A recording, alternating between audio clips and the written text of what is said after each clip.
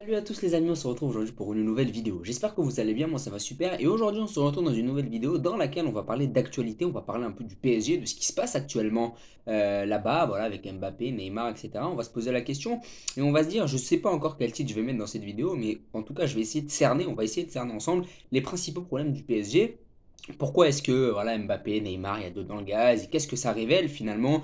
Si on rentre dans un débat un peu plus philosophique, qu'est-ce que ça révèle sur l'évolution du foot? Et moi j'adore les débats vraiment philosophiques sur l'évolution du foot, etc. Je vous renvoie à ma vidéo sur la disparition du numéro 10 dans le foot, ou sur Cristiano Ronaldo, la triste réalité derrière ses envies de départ. Et là on rentre un peu dans ce style-là de vidéo. On va rentrer dans un débat un peu plus philosophique. Qu'est-ce que révèle finalement la brouille entre Mbappé et Neymar? Qu'est-ce que révèle finalement tous ces débats interminables qu'on entend sur la notion de numéro un, la notion de numéro 2, la notion de promesse, toutes ces choses-là qu'on voit vraiment à la télé tous les jours, il y a toujours des débats sur ça, et je vais vraiment dire ce que j'en pense dans cette vidéo. Voilà, après cette longue accroche, enfin, commençons. Et donc, quels sont les faits? Qu'est-ce qui se passe entre Mbappé et Neymar? Qu'est-ce qui se passe au PSG tout court? Alors au PSG, vous le savez, Galtier est arrivé au club avec la promesse de restructurer un peu tout ça au PSG. Il est arrivé aussi avec Luis Campos et eux, ils se sont, comme j'ai dit, ils se sont fait la promesse de restructurer un peu le PSG, etc. Au niveau du comportement, au niveau de l'hygiène de vie des joueurs. J'ai vu qu'ils avaient enlevé le Coca-Cola, par exemple, à table, etc. Donc c'est intéressant. Galtier, à chaque fois que je l'écoute en conférence de presse, c'est très pertinent ce qu'il dit, au-delà du fait qu'il soit marseillais, voilà, que je sois un peu déçu qu'il soit allé là-bas. Si on enlève tout l'affect, c'est vrai qu'il fait du bon boulot depuis qu'il est arrivé. Il a mis enfin la défense à 3, il a enfin réussi à trouver une cohésion. Vous savez qu'offensivement, c'est vrai que c'est un festival depuis le début de la saison ce qui se passe au PSG, c'est 5 buts par match. Donc franchement, c'est bien ce qui se passe au PSG depuis le début de la saison. Après, au-delà de ça, Galtier n'arrêtera pas les problèmes. Galtier ne stoppera pas les problèmes d'un coup. Les problèmes d'ego, Galtier, malheureusement, il va falloir qu'il fasse avec. Ça va être ça. Tout son travail au PSG, ça va être ça. Lui, Galtier, il n'est pas là pour les considérations tactiques. Il a déjà les joueurs pour. Voilà, il a déjà mis le 3-4-3 en place. C'est tout ce qu'on lui demandait de faire. On lui demandait juste de mettre le 3-4-3. Derrière, il faut juste qu'il gère ce qui se passe à côté. Parce qu'en vrai, sur le terrain, le PSG est capable de gagner la Ligue 1. Et en Ligue des Champions, ça va être là qu'on va l'attendre. C'est en Ligue des Champions qu'on va l'attendre. On va l'attendre sur 10 matchs par an, Galtier. Pas plus. Tout simplement. Et puis, au-delà des 10 matchs, donc il y aura les 10 matchs de Ligue des Champions à gérer, et puis au-delà de ça, il y aura aussi la gestion des égos. Et là, c'est là qu'on va l'attendre, c'est que il y a eu l'incident entre Mbappé et Neymar contre Montpellier. Et la semaine dernière, on l'a tous vu, il y a eu un énorme problème. Voilà, il y a eu penalty, Mbappé l'a pris direct alors que Neymar devait être le tireur. C'est lui qui les tire le mieux. Il est arrivé, il a fait son gamin, il a pris le ballon à Neymar, il a tiré à sa place. Et donc, qu'est-ce que ça révèle, ça finalement? C'est que Galtier l'avait dit. Galtier a dit en conférence de presse, le numéro un c'était Mbappé, le numéro 2 c'était Neymar pour les tireurs. Mbappé, quand il arrive et qu'il prend son penalty, il le chie pas à Neymar puisqu'il récupère ce qui est à lui. Et Galtier l'a nommé en tant que tireur de penalty. C'était son retour, fallait qu'il s'acclimate, fallait qu'il prenne de la confiance et qu'il marque ce but. Résultat, il rate son penalty. Et puis derrière, il y a un deuxième penalty pour le PSG. Mbappé pense le tirer parce que c'est lui qui a été désigné et Neymar vient lui prendre des mains et lui dit non, mon grand, t'as raté le dernier, c'est à moi maintenant. Et qu'est-ce que ça révèle? Ça révèle qu'en fait, Mbappé et Neymar, ils ont beau nous faire les mecs intelligents, les mecs qui savent gérer la pression, les bons communicants, surtout pour Mbappé. Mbappé, il a beau nous faire le communicant, il a beau nous faire l'intello, il a beau. Mais c'est un gamin. C'est un gamin. Il a quoi? Il a 23, 24 ans. C'est un gamin. C'est un enfant. Il n'y a que les enfants pour faire ça. Il n'y a que les enfants pour s'arrêter en pleine course. Moi, je vois des fois des matchs d'enfants, je vois des matchs de U12, U13, U14. Il n'y a que chez les enfants que tu vois ça.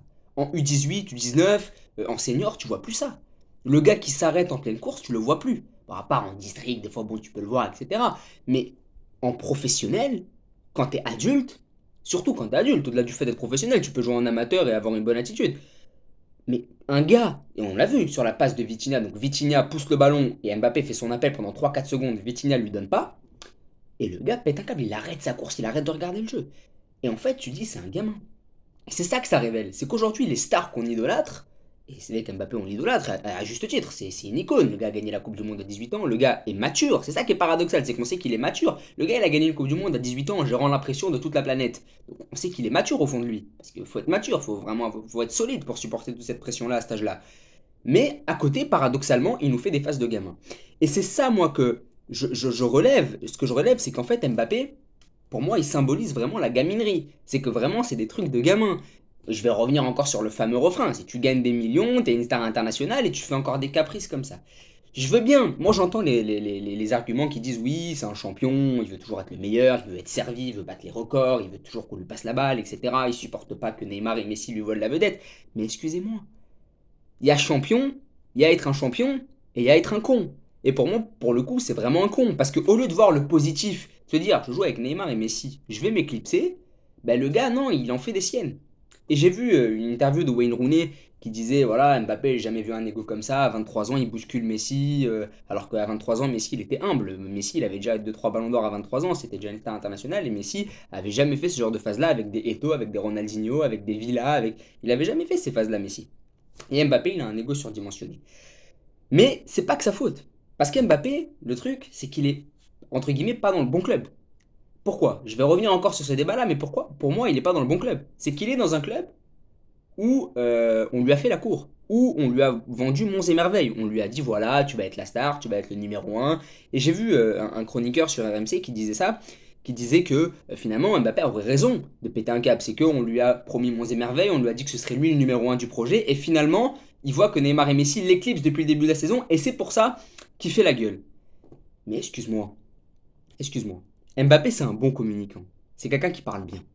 Pourquoi est-ce qu'il va pas voir Campos? Pourquoi est-ce qu'il va pas voir Nasser? Et pourquoi est-ce qu'il lui dit pas, voilà, moi j'ai un problème avec Neymar et Messi, vous m'avez dit que je serais la star et c'est eux les numéros un, c'est eux que Galtier privilégie dans le vestiaire. Pourquoi est-ce qu'il va pas les voir? Pourquoi est-ce qu'il est obligé de faire la gueule sur un match contre Montpellier? Parce qu'il aime qu'on parle de lui. Et pour moi, c'est des trucs d'enfant. C'est qu'Mbappé, il aurait pu régler ça en interne. Et ça se serait jamais su. Je serais pas là à en parler aujourd'hui. Il aurait pu aller voir Galtier, il aurait pu aller voir Campos, leur dire, voilà, on m'a promis que ce serait moi le boss. Je vois que Neymar et Messi, bah, c'est eux les boss finalement. Et on reviendra sur cette notion de numéro un parce que c'est complètement ridicule. Mais c'est des trucs de gamin. Là, on est en train de décortiquer vraiment la gaminerie du garçon. Et donc, il va voir Campos et Galtier. Il leur dit, voilà, moi j'ai un problème d'ego. On m'a promis que je serais le numéro un. Je suis un peu le numéro 3 depuis le début de la saison. Qu'est-ce qui se passe? Au lieu de ça, le gars, il vient dans un match et il fait la gueule. Il fait la gueule pendant le match. Il arrête sa course, il vole un penalty. Enfin, il fait la gueule quand on lui prend. Parce que quand tu rates le premier penalty, en général, tu tires pas le deuxième. Déjà, t'es pas en confiance, donc c'est pas bon pour toi. T'es pas en confiance. Si tu rates le premier, t'as plus de chances de rater le deuxième. C'est mathématique, c'est comme ça. C'est un problème de confiance. Moi, je me serais éclipsé. J'aurais dit à Neymar, prends-le. Et puis voilà, parce que déjà, ça permet à Neymar aussi de se dire, ben, Mbappé, il me soutient, il veut que je mette mon penalty, c'est un travail d'équipe. Et puis d'un autre côté, ça peut soulager Mbappé d'une pression. Mais là, qu'est-ce qu'il a fait? Il a voulu absolument prendre le deuxième. Mais Neymar, il lui a fait comprendre. Il lui a dit non, t'as raté ton premier, c'est terminé maintenant. Et donc, vers quoi on va? On va vers l'individualisation du foot. C'est qu'en fait, le foot, c'est devenu un sport individuel. C'est que, si vous voulez, pourquoi j'aime le foot à la base? Parce que c'est un sport d'équipe. Parce que j'aime le foot à la base, parce que je peux jouer avec mes potes, parce que ça peut créer une certaine solidarité, ça peut créer une vraie unité. Et Mbappé et Neymar, ils symbolisent, enfin, ils sont l'ennemi de tout ce qui est collectivité, ils sont l'ennemi de tout ce qui est travail d'équipe, ces mecs-là. Alors que les gars font un sport d'équipe. C'est que Mbappé et Neymar, à la base, ils font un sport d'équipe. Et je pense que ça, ils l'oublient. C'est un truc de fou. J'ai vraiment l'impression, quand je regarde ces mecs-là jouer, qu'ils oublient qu'ils font un sport d'équipe. Neymar, peut-être un peu moins, parce il a tellement une bonne connexion avec Messi ou avec Verratti que ça se voit moins. Mais Mbappé, t'as l'impression que le gars fait un sport individuel. Les seules phases où t'as l'impression que le gars est collectif, c'était quand il était à Monaco, parce qu'il jouait dans un vrai collectif, mais ça, il était encore jeune, il devait être encore humble s'il voulait jouer. Et avec Benzema. Avec Benzema, en équipe de France, il a eu ces phases-là où il était altruiste, où il jouait avec le coéquipier, etc. Et puis, il y a eu des phases avec Neymar sur les 2-3 dernières saisons où il y avait vraiment eu des beaux 1-2, des belles séquences à 2, etc. Mais au-delà de ça, t'as pas l'impression qu'Mbappé, Neymar, savent s'inscrire dans un collectif. Et c'est ça qui est inquiétant. C'est que j'ai pas l'impression que Neymar et Mbappé savent s'inscrire dans un collectif. C'est très inquiétant. Mbappé, la seule fois où il a réussi à s'inscrire dans un collectif, c'était là où il était le meilleur, c'était à Monaco et en équipe de France en 2018. Mais sinon, il a jamais su s'inclure dans un collectif. À chaque fois qu'il a voulu la jouer seul, il a raté. Quand il a voulu la jouer seul à l'Euro, il l'a raté. Il a voulu la jouer seul, on se rappelle, hein, il voulait prendre les coups francs, il voulait prendre les pénaltys, il y avait eu une polémique avec Griezmann, etc. Bon, finalement, c'est Benzema qui les a tirés. Euh, donc, à chaque fois qu'il a voulu prendre les choses à son compte, il n'a pas réussi. Parce qu'en fait, ce qu'il comprend pas, le garçon, c'est que c'est pas un sport individuel. Et là, j'entends, donc je reviens sur cette notion de numéro un, j'entends sur les plateaux télé, ouais, mais Mbappé, il veut être le numéro un. Ouais, mais Neymar, on lui a promis d'être le numéro un. Ouais, mais en fait, on l'a promis à Messi. Non, mais en fait, c'est Ramos. En fait, les gars, ce que vous comprenez pas, c'est que c'est une équipe. C'est que c'est une équipe. Et on le voit au PSG, mais c'est ce qui est aussi en train de se passer dans d'autres clubs. On voit à Liverpool par exemple, Salah prenait tellement de place, Salah voulait tellement cette place de numéro un qu'il a un peu déséquilibré le collectif. Ça s'est pas vu sur le terrain, mais à terme, si Mané était resté, ça se serait vu. Et donc Mané a préféré partir. Parce que Mané, il allait dans une équipe de collectif, il est allé au Bayern.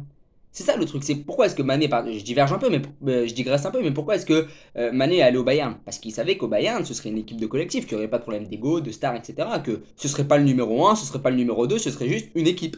Ce serait pas Mané 1, Gnabry 2, Sané 3. Non, ce serait le collectif. C'est pour ça qu'il est parti. Parce qu'à Liverpool, ça commençait à sentir le roussi. Ça commençait à faire des Salah numéro 1, Mané numéro 2, à comparer un peu les deux, alors que c'est dans la même équipe. Et là, je vois des supporters du PSG qui, l'an dernier, est idolâtré Kylian Mbappé, et cette année, le lâche pour Neymar. Et ça, c'est ce qu'a dit un chroniqueur de RMC aussi. Il a dit, bah, cette année, voilà, maintenant, ils veulent plus d'Mbappé, ils veulent Neymar. Alors que l'an dernier, c'était Mbappé, ils critiquaient tous Neymar.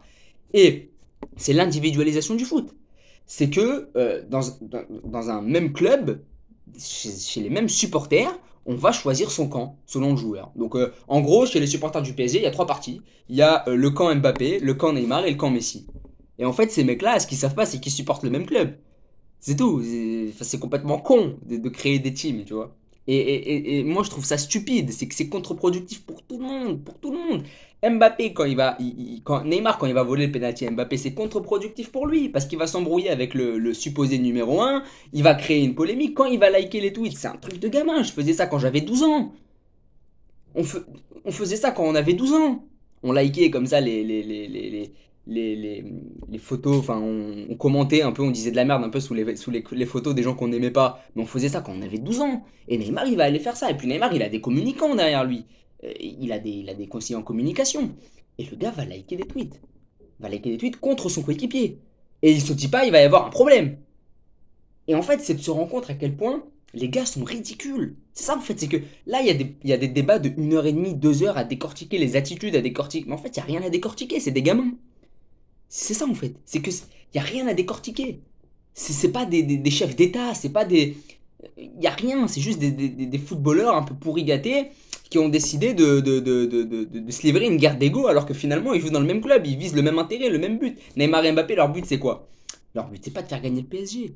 Leur but c'est pas de faire gagner je sais pas quoi, leur but c'est de gagner eux. Neymar, tu lui dis tu vas perdre la finale de Ligue des Champions, mais pendant la campagne tu vas mettre 15 buts, bah, il va choisir de mettre 15 buts et de perdre la finale. Mbappé, c'est pareil, tu lui dis tu gagnes la LDC mais tu mets 2 buts, ou tu perds la LDC mais t'en mets 15, il va choisir de perdre la LDC et de mettre 15 buts. C'est ça en fait, c'est que ces mecs-là, ils servent le même intérêt. Leur intérêt, c'est leur intérêt personnel. Alors que normalement, leur intérêt devrait être l'intérêt collectif. Et ça, c'est ce que je me tue à dire depuis le début. C'est que, pourquoi le PSG, ça marchera jamais? Parce que les mecs ne visent pas dans la même direction. Entre celui qui vient pour préparer la Coupe du Monde, Messi, celui qui vient pour devenir le numéro un, Neymar, celui qui vient pour... Enfin, celui qui reste, plutôt la personne d'Mbappé, celui qui reste pour devenir le numéro un aussi. En fait, les gars, ils visent des projets différents. Messi prépare la Coupe du Monde avec l'Argentine. Neymar, il prépare la Coupe du Monde avec le Brésil. Mbappé, il veut être le numéro un. Euh, Tu comprends rien, les mecs ne visent pas dans le même but. Alors qu'au Real, Benzema, il veut gagner avec des champions. Vinicius, il veut gagner avec des champions. Rodrigo, il veut gagner avec des champions. À Liverpool, Salah, il veut gagner avec des champions. Luis Diaz, il veut gagner avec des champions. Au Bayern, c'est pareil, ils visent tous dans le même but. Ils veulent tous la même chose. Or, au PSG, ils ont tous des intérêts différents et c'est pour ça que ça ne marche pas. Et donc, ça révèle l'individualisation du foot. C'est que les gars, en fait, ils sont dans la même équipe, mais t'as l'impression que c'est une guerre d'ego. Tu sais pas pourquoi, les gars se livrent une guerre d'ego. Les gars se livrent une guerre alors qu'ils sont dans la même équipe. Normalement, tu livres une guerre à tes rivaux. Eux, non, en fait, ils ont une guerre interne. Je comprends rien. Voilà, les gars visent dans le même but, mais ils se mettent des bâtons dans les roues. Bref, c'est n'importe quoi. Et puis, aussi, ce que je voulais rajouter, c'est ce que j'ai déjà dit, c'est qu'il n'y a rien à décortiquer. Là, je fais une vidéo de 15 minutes, mais je perds du temps, parce qu'il n'y a rien à décortiquer. Il n'y a absolument rien à décortiquer, il n'y a rien à tirer de ça. Voilà, c'est que c'est juste des gamins, c'est juste des pourris gâtés à qui on a tout donné, à qui on a promis monts et merveilles et qui maintenant demandent des comptes parce qu'on leur a tout promis. Et quand ils voient que les promesses sont pas vraiment tenues, bah ils font les gamins. Mbappé il voit que la promesse elle est pas tenue, bah il arrive, il fait la gueule. Jouez collectif les mecs, jouez collectif, sérieusement. Vous avez un talent énorme, Mbappé et Neymar ils ont des talents exceptionnels, visez dans le même but, t'as envie de leur dire les gars. Et ça va être tout le travail de Galtier. Galtier ça va être ça son boulot, ça va être de leur dire les gars, faut viser dans le même but. Quitte à mettre votre ego de côté, vous allez voir. Si vous mettez votre ego de côté, que vous vous faites des passes, mais vous allez voir, vous allez tellement vous régaler que vous allez oublier vos problèmes d'ego et vos problèmes de numéro un, de numéro 2. Arrêtez avec les numéro un, numéro 2, on s'en fout de ça. On est 11 joueurs. C'est ça en fait le truc. Mais moi, en tant que supporter marseillais, ça me régale. Donc voilà, merci beaucoup d'avoir regardé la vidéo. Abonnez-vous, likez, partagez bien sûr si vous appréciez le contenu. À plus.